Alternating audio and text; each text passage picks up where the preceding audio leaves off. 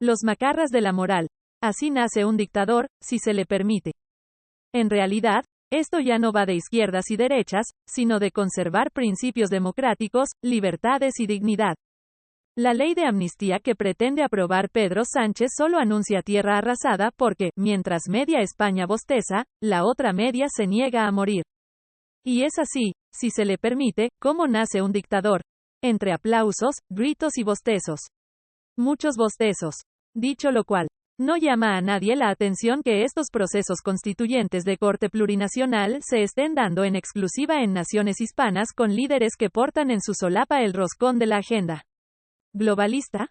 La aprobación de una amnistía resulta contraria a la Constitución en su artículo 14 y a los postulados más elementales de un Estado democrático de derecho.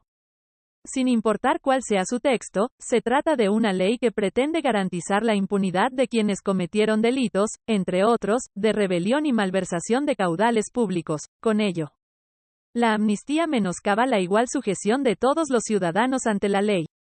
Ello genera una casta impune ante el imperio de la ley de los poderes públicos, art. 9.3. Y en Ferraz lo saben, porque hasta el 23 de julio electoral es lo que sostuvieron. Además de inconstitucional por no tratar a todos los ciudadanos de igual manera ante la ley. Es contraria a derecho europeo porque contraviene el artículo 2 del Tratado de la Unión Europea que establece el Estado de Derecho como uno de los pilares inamovibles de la Unión y también el 19. Sobre la independencia judicial. Como antecedente, ya en 2019, la Comisión Europea advirtió al presidente de Rumanía que este era inquebrantable. Y en Ferraz, lo saben. De la misma forma, una amnistía, sin importar los términos de esta, infringiría el artículo 7 de la Carta de Declaración Universal de los Derechos Humanos de las Naciones Unidas. Por el que, todos son iguales ante la ley y tienen, sin distinción, derecho a igual protección de la ley. Todos tienen derecho a igual protección contra toda discriminación que infrinja esta declaración y contra toda provocación a tal discriminación. Este es el mismo artículo con el que, por ejemplo, se llenan la boca políticos y activistas para defender otras cuestiones de vulnerabilidad de inmigrantes y refugiados.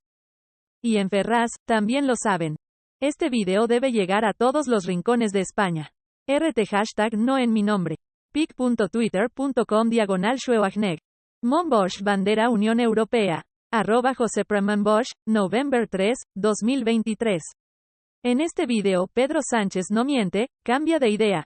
El PSOE hace gala en este video de su tradicional, donde dije digo Diego.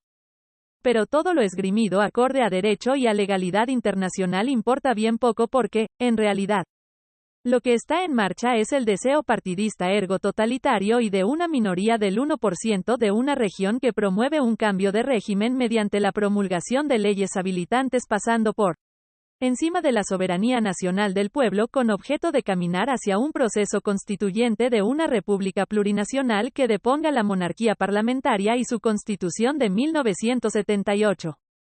En otras palabras, se busca que España deje de existir tal y como la hemos conocido. Casos de procesos similares sobran. Indaguen en los procesos venezolano y boliviano o, más recientemente, el de Chile que, tras un estallido social inducido, ya van 2 procesos constituyentes tutelados por la ONU. Pedro Sánchez parece estar dispuesto a todo. A estas alturas, ha demostrado que su ambición de poder es solo comparable al vértigo que provoca su vanidoso ego. La ley de amnistía que pretende aprobar solo anuncia tierra arrasada porque, mientras media España bosteza, la otra media se niega a morir. Y es así, si se le permite, cómo nace un dictador. Entre aplausos obscenos de los propios. Con gritos opositores desbordando las calles y por los bostezos de otros tantos que lo viven impasibles desde el cómodo sofá de su casa mientras se gasea a los manifestantes, que se jodan. Vociferan en redes sociales que no son de los míos. Tal vez sea buen momento de recomendarles que lean el muy conocido poema de Martin Niemöller. En realidad, esto ya no va de izquierdas y derechas, sino de conservar principios democráticos, libertades y dignidad. Hay poco margen para mantenerse neutral. Los lugares más calientes del infierno, nos recuerda Dante Alighieri, están reservados para aquellos que en tiempos de crisis moral mantienen su neutralidad.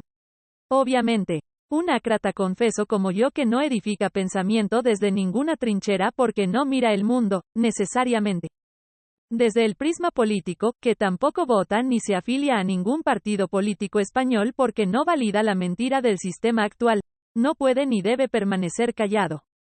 De tal forma, expreso en esta plaza pública mi más enérgico desprecio a los mercaderes democráticos que compran sus cuotas de poder en los bazares de la mentira. Y quienes se arrogan privilegios por encima del imperio de la ley mientras venden patria al peor postor. Señalo aquí, pues, a esos que se parapetan tras palabras dignas y pancartas nobles sin ser ni dignos ni nobles.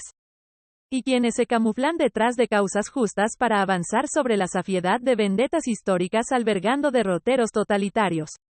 España es diversa y rica. Nuestra diversidad es a la par nuestra mayor fortaleza tornada nuestra más profunda debilidad. Y, desde la política, se hace un nefasto papel para manejarla. El encaje constitucional del «café para todos» se ha probado un estruendoso fracaso.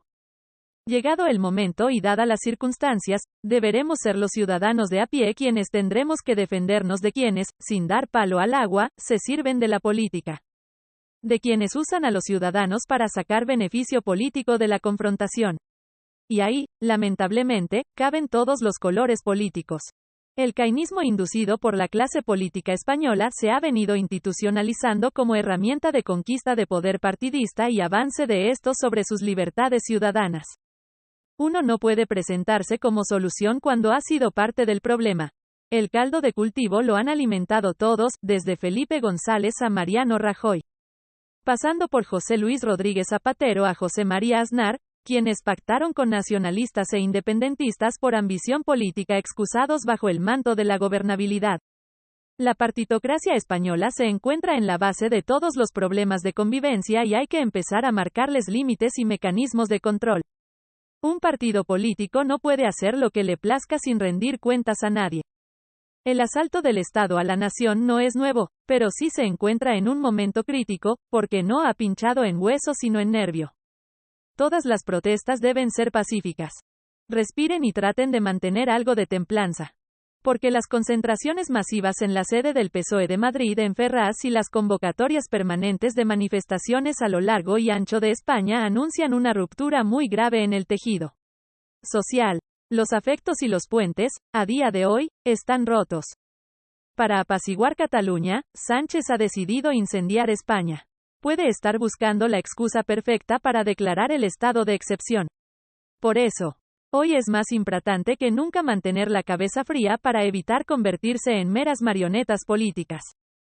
El problema de fondo es que, si finalmente se acaba aprobando la amnistía, no habrá paz social.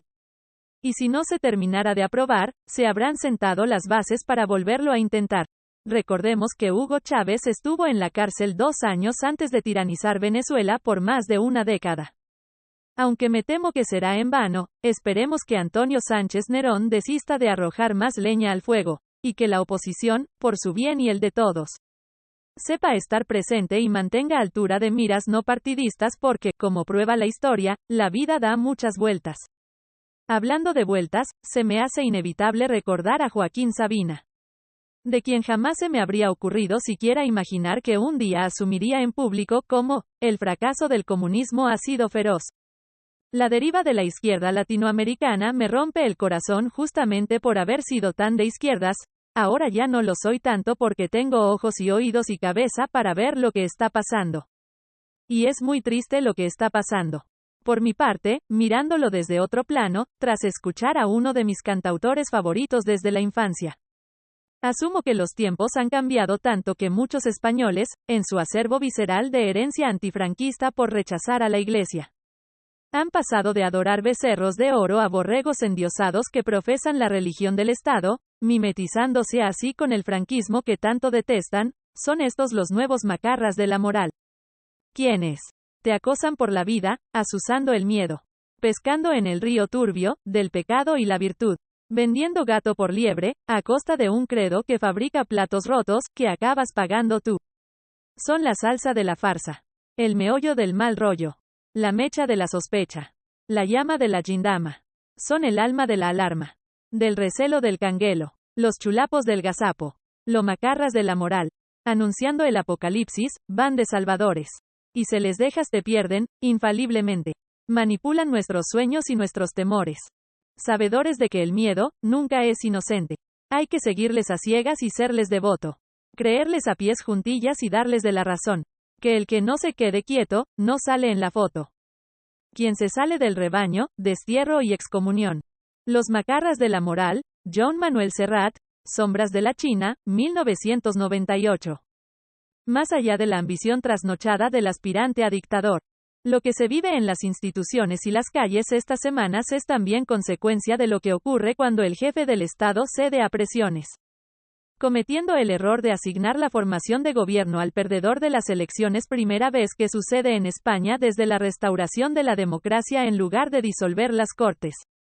Conociendo bien al personaje que proponía para ser investido. Ampararse en una tradición democrática habría sido más oportuno que establecer una peligrosa excepción que abre de par en par la puerta al caos desintegrador del Estado. Llegado el momento, sería importante reflexionar sobre cómo la palabra de un mentiroso patológico y sociópata sin escrúpulos, sumada a las de un prófugo de la justicia, puede llegar a convertirse en ley con un gobierno en funciones, aunque dicha ley signifique un salto al vacío de la historia que pone fin al Estado de Derecho en España y, con ello, se dé la puntilla a una democracia de ciudadanos iguales ante la ley. Tal empresa, sin embargo, deberá posponerse para ocuparse antes de lo urgente, pararles los pies a los nuevos macarras de la moral y marcarle límites a los amantes de la religión del Estado. Dicho todo lo cual, no me resisto a acabar esta columna compartiendo una pregunta con el lector que invita a la investigación. ¿No llama a nadie la atención que estos procesos constituyentes de corte plurinacional se estén dando en exclusiva en naciones hispanas con líderes rey Felipe VI? Gobernantes y opositores incluidos que portan en su solapa el roscón de la agenda globalista? Dejo esta puerta abierta.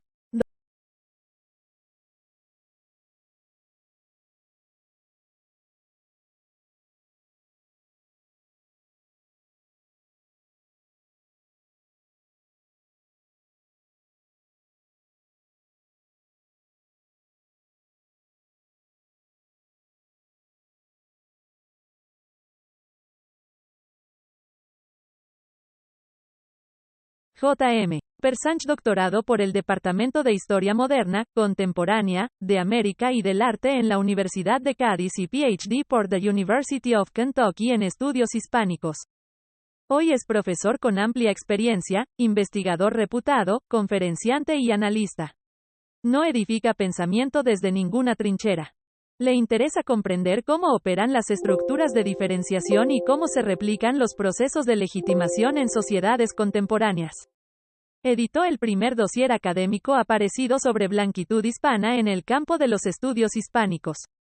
Ha publicado extensamente sobre el asunto, así como acerca de temas raciales, étnicos y afrohispanos. Entre otros proyectos, está trabajando en 2 libros.